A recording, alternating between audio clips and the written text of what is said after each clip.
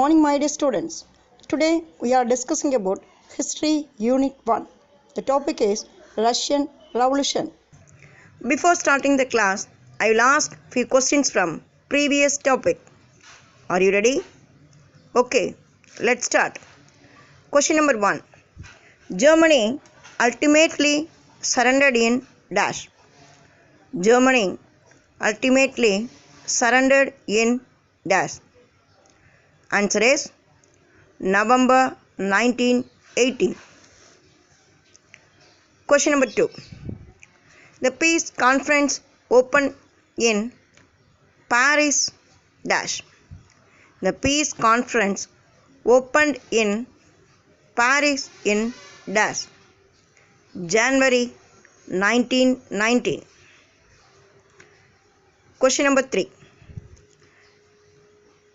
Dash a Prime Minister represent England in Paris Peace Conference. Dash a Prime Minister represent England in Paris Peace Conference. Answer is Lloyd George. Question number 4. When was the peace treaty was signed in the Hall of Mirror at Versailles? When was the peace treaty was signed in the Hall of Mirror at Versailles?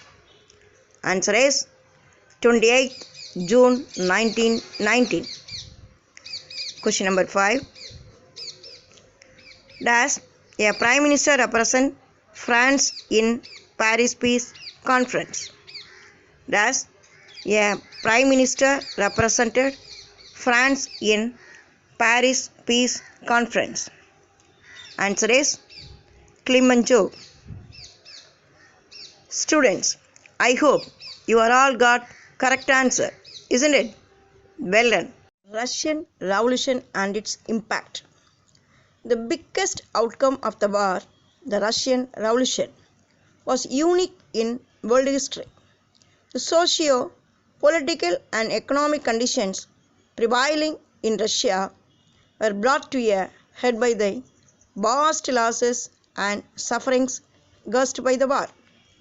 There were really two revolutions in the year 1917, one in March and other in November. On the abdication of the Tsar, the bourgeoisie government which followed wanted to continue the war, but the people were against it. So there was a second great uprising under the guidance of their leader Lenin, who seized power and established a communist government in Russia. Next, causes of the revolution. First, social causes. In Russia, Peter the Great and Catherine II attempted westernization without changing the social conditions. The Russian peasants were serfs tied to lands owned by wealthy Russians. After Russia's defeat in the Crimean War, some reforms were introduced. In 1861, Tsar Alexander II abolished serfdom and emancipated the serfs, but they were not given enough land to subsist. These peasants became the power head for the revolution. The laborers and workers whose number had increased on account of industrialization were aggrieved as they got very low wages. Next, role of revolutionaries. The spread of revolutionary ideas among the intelligentsia and their repression by the Tsar government made the socialistically inclined students to carry their propaganda to the peasantry. In course of time, the students' disillusion with the outcome of their work with the peasants took to terrorism. Yet, the revolutionary forces swelled with the joining of the many minority groups like Jews and Poles. Soon, based on the Marxist philosophy, new ideas began to take shape and the Social and Democratic Labour Party was formed. The Marxists declared themselves against act of terrorism. They believed that the working class had to be roused to action, and only by such mass action could they achieve their goal.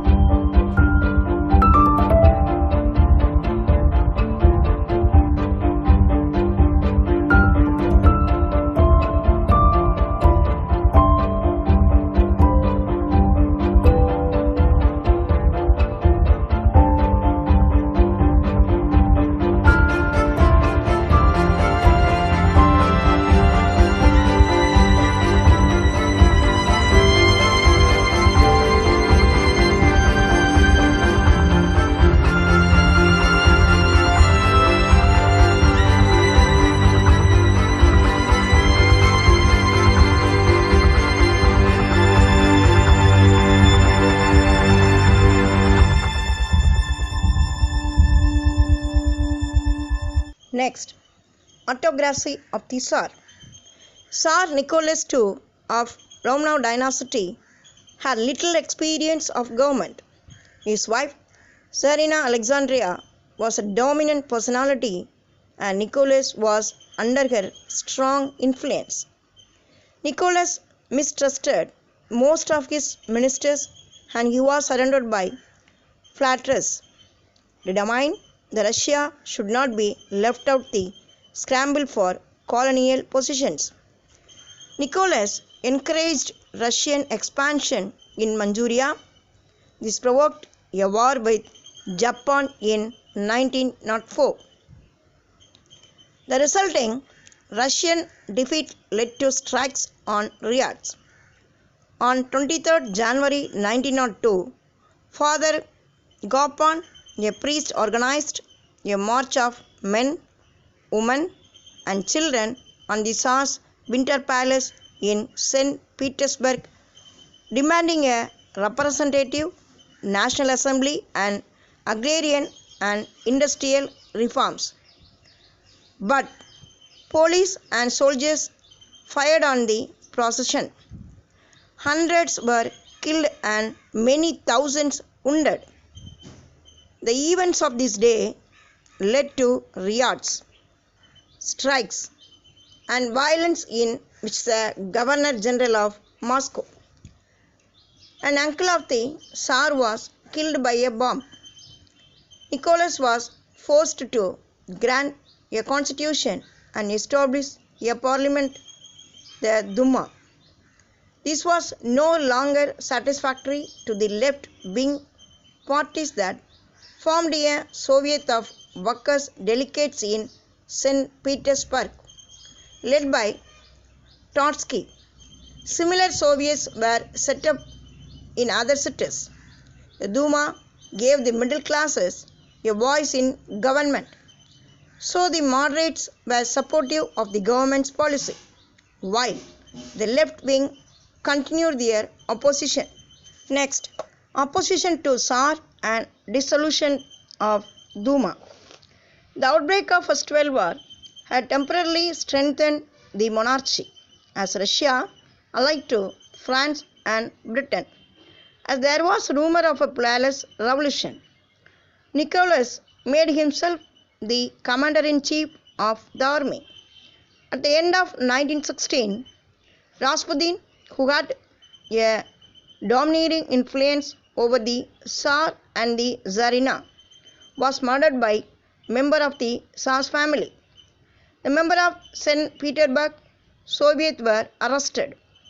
Whenever the Duma opposed the Tsar's move, it was dissolved and fresh elections held. Without change of government policy, the Fourth Duma ended with the Revolution of 1917. In 1917, two revolutions swept through Russia, ending centuries of imperial rule and setting into motion political and social changes that would lead to the formation of the Soviet Union. While the two revolutionary events took place within few short months, social unrest in Russia had been simmering for decades. Popular uprisings. Even on 23 February 1917, when the socialists celebrated International Working Women's Day on that day, the Tsar seemed to unchallengeable, but he had to abdicate on the morning of 2nd March. Though none called for strikes, fearing that the time was not ripe for militant action. The bread shortage among women textile workers, many with husbands in the army, forced them to go on strike anyway and march through the factory areas of Petrograd, the capital of the Russian Empire. Masses of women workers demanding bread for workers waved their arms towards factory workers and shouted, "Come out, stop work." The city's 4 lakh workers joined the movement the next day, 24th February. Next, abdication of Tsar. The government used the troops to break the strike, but soon mutinies broke out in the Parags. The Tsar ordered to declaration of martial law, but his order was not broadcast in the city. As there was no one to do this job, the Tsar then tried to return to Petrograd. The railway workers stopped his train, The generals at the front and same leaders in Petrograd, frightened by these developments, pleaded with the Tsar to abdicate. On 15th March, Nicholas II abdicated. The revolutionary Tamil poet Bharatiyar cheerfully welcomed the revolution in Russia by penning these poetic lines. The mother great, the power supreme, turned her glance begin towards Russia. The revolution of the age, behold, the wonder rises high. The tyrant howling falls down limp. The shoulders of the heavenly gods are swelling now with joy and pride. Eyes hot with unshed tears, the demons perish, O people of the world. Behold this mighty change. Provisional government. There were two parallel bodies to take government functions. One was of the bourgeois politicians of the old state Duma, comprising propertied classes. On the other, there were workers, delegates drawn together in a workers' council or Soviet. The workers' delegates in the Soviet were influenced by the underground left-wingers. Those in the Duma were able to form a provincial government with the consent of the Soviet. The Soviet was dominated by Mensheviks and the minority Bolsheviks were timed and undecided. The situation changed with the arrival of Lenin. Lenin was born in 1870 near the Middle Volga to educated parents. Influenced by the ideas of Karl Marx, Lenin believed that the way of freedom was through mass action.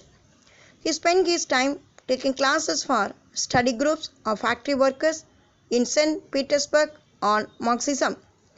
He was arrested in 1895 and kept in Siberia. The Social Democratic Party split on the issue of organization and strategy. Lenin gained the support of small majority known as Bolsheviks, which became the Bolshevik Party. His opponents in minority were called Mensheviks. Failure of provincial government. Lenin was in Switzerland when the revolution broke out. Lenin wanted continuous revolution. His slogan, "All power to the Soviet," soon won over workers' leaders. Devastated by wartime shortages, the people were attracted by the slogan of bread, peace and land.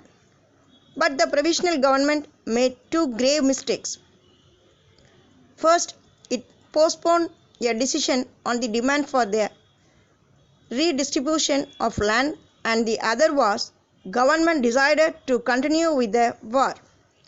Frustrated peasant soldiers deserted their post and joined those who had resorted to land grabbing. This intensified the rising in Petrograd led by Bolsheviks. The government banned Pravda and arrested all Bolsheviks.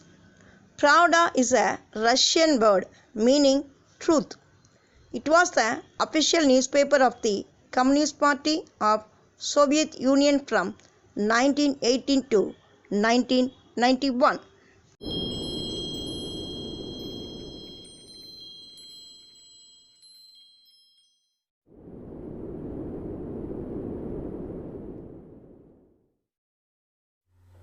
Vladimir Lenin was a leading political figure and revolutionary thinker of the 20th century.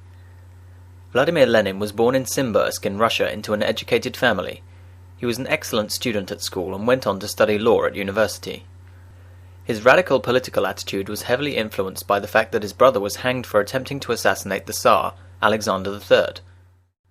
Lenin was eventually expelled by the university for his extreme views, and he had to complete his studies as an external student. He became a revolutionary after he completed his degree and was arrested and exiled to Siberia, where he met and married his wife. He took the pseudonym Lenin in 1902 and spent many years in Munich, London and Geneva, and became the leader of the Bolshevik movement. In 1917, towards the end of World War I, Lenin returned to Russia, aided by the Germans, in order to try to overthrow the provisional government that was ruling Russia, and eventually led the October Revolution, which led to the Bolsheviks' victory and assumed complete control of the country. He ruthlessly destroyed any opposition to his rule in an action known as the Red Terror, and introduced communist rule across the country. Lenin survived 2 assassination attempts, but the second attempt led to a decline in his health, and in 1923 he suffered a stroke which left him bedridden and mute until his death. Lenin's policies industrialized Russia and eliminated unemployment, but his regime was brutal in its suppression of the people. He remains one of the most important political figures of the 20th. Trotsky was also arrested. Kerensky became prime minister, leading a new coalition of liberals and moderate socialists. Faced with an attempted coup, Kerensky tried in September to dismiss both the government and the Soviet takeover by the Bolshevik Party under Lenin's leadership. In October, Lenin persuaded the Bolshevik Central Committee to decide on immediate revolution. Trotsky prepared a defeat plan. On 7th November, the key government buildings, including the Winter Palace, the Prime Minister's headquarters, were seized by army factory workers and revolutionary troops. On 8th November 1917, a new communist government was in office in Russia. Its head this time was Lenin. The Bolshevik Party was renamed the Russian Communist Party. Next, outcome of the revolution. The Russian Communist Party eliminated illiteracy and poverty in Russia within a record time. Russia industry and agriculture developed remarkably. Women were given equal rights, including rights to vote. Industries and banks were nationalized. Land was announced as social property. Land was distributed to poor peasants.